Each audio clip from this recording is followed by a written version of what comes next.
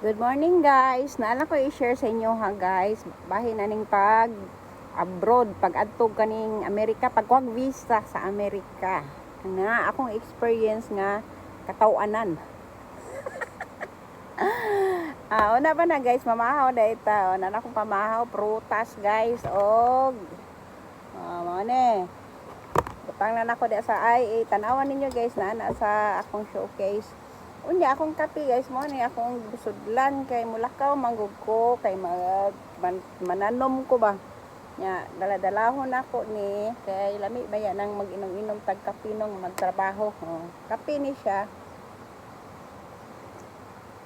kaning kape ha guys, healthy ni nga kape kay nani kani gani nga kuan di lang na kay kuan ha kay basig bawal 3 in 1 na siya ginseng.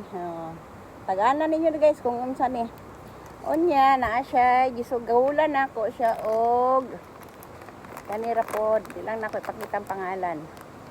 Pagsagulan nako siya ani kay gusto maguna ko og isog nga kape. Unya ang kagwapo sa akong mug kay naa siya thermometer. Ana makita nimo. Tuwa nako naguot. Nani siya thermometer o makita nimo diri o hikapo nimo ayan grabe inita pa 60 60 degree. Pwede man kayo. Kaya ra. Unya guys, ang akong i-share sa inyo ha. Lami kani akong kuan ba akong prutas. Ang lasa ani kay mura siya kamote kung dili pa kayo siya overripe. Pag overripe na kay pwede na yung tamisa, mura na siya kanang kuan. Mura ng chocolate. Pero akong i-share sa inyo ha guys. Meron akong passport guys nga halos napuno na ni siya guys. Saan naman to? Ano ang primerong visa? Primerong visa sa Japan. Lugay na siya guys. Pero kani nga passport, daan ako ni nga passport. Daghan na siya. Halos na puno na siya. Halos na puno na kay mga in and out guys sa country. Tapos kuyog-kuyog na ko kung asa-asa mo adto akong amo. Napuno na siya. Mao ni primero na kong visa sa Amerika, sa USA. Pero meron akong visa. Ayan guys United States of America. Muna primero na akong visa dito niya. Na ako'y istoryaan nga katawanan. Tawa lang ko daan. Katawanan kayo ning istorya ha kay ang akong part-time nako nga kuan siya. Ang babae kay half American, half Japanese. Tapos isa ra ilang anak, ang iyang bana kay Koreano nga pure. Pero ang iyang bana nagtrabaho sa Swiss Bank as banker. Tay di lang ako i-enjoy na pangalan kasi makitaan nila ba itoan kanang wala ba ko na nang hid. Onya ang iyang moto yang asawa kay half Japanese, half American siya Onya ang iyang trabaho kay ABC News Producer. Ayun na mention na ABC News Producer siya. Unya karon kay dalhon ko niya patog California kay taga California man to sila. Dalhon ko niya kay magtukod siya og company sa Hong Kong. Unya kuan siya kaning mag-hire siya og mga reporter. Mag-hire siya gikan sa dito sa California. Unya karon kuyog ko niya kay kuyog man niya yang anak nga akong alaga. Babae to yang anak ko pa mga napa sa 4 years old yang anak. Karon ako may nagbantay part-time ra to nako ha. Hatid sundo ra ko ato sa eskwelahan niya. Unya kato nga time man nakalugar ko kay ang akong sponsor na bakasyon po, kiting bakasyon man bakasyon og London. Di man ko nila ginakuyog kay siguro mahal ba ang pamasahe pa og London. Nya kato siya kay dili man po bakasyon iyan tuyo sa Amerika, mag-hire man siya og mga reporter sa iyahang bagong gitukod nga company sa Hong Kong. Mo to guys nga asa mi naglukat og kaning visa sa Hong Kong. Ang katawanan nga akong i-share sa inyo ha kay mao ni. Pag ato na mo Hong Kong, napami sa hotel, napami sa Grand Hyatt Hotel. Asa asa man located ang Grand Hyatt Hotel? Sa Central man siguro na, basta daghang Pilipina dito guys. Nya karon nag-type siya og amo ang kontrata.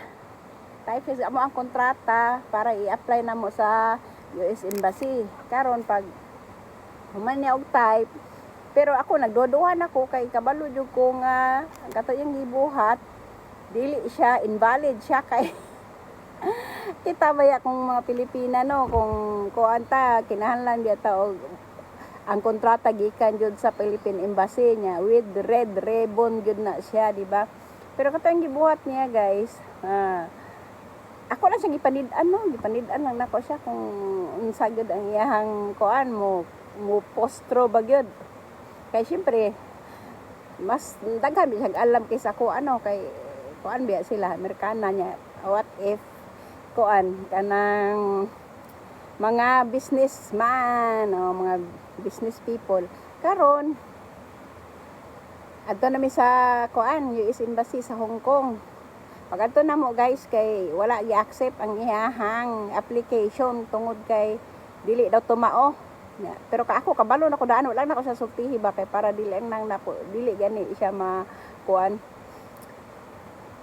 Nya mo to nga pag wala siya gi-accept, tindog ko kinara man ko sa atong atubangan naglingkod. Tindog ko nya mo to gingnan ako siya nga, "Ma'am, show him your calling card." Kay kuan man siya ABC news producer man siya no.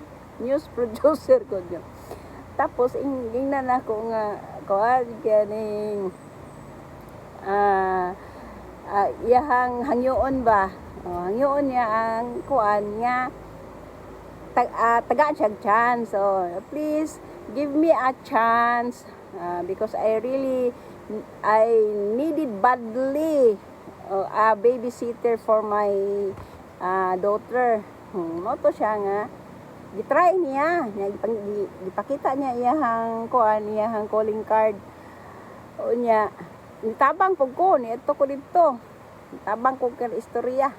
Moto nga ingnan ako ang consul nga, "Oh please sir, give her a chance." Yanaan ako siya. Moto nga kuan niya gibaksa sa kuan gitan-aw sa consul tong iyahang calling card. motoy naka kuan ba naka-save sa kuan amo ang application. Moto gidawat nya kuan ingnan siya nga okay, I will give you a chance but I cannot promise that this will be approved na siya.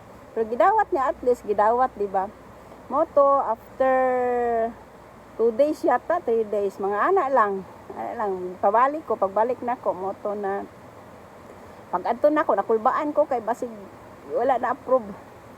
Yehey! Na-approve siya. Pati na mong lipay kay siya. Tapos, yingnan ko niya, ano daw na hunaan daw to na ako. Ito nga. Moto, katawa ko. Ano ko nga, lang, gusto, ko na ako, kung basin di ay i-approve siya, di ba? O, muna to siya, guys.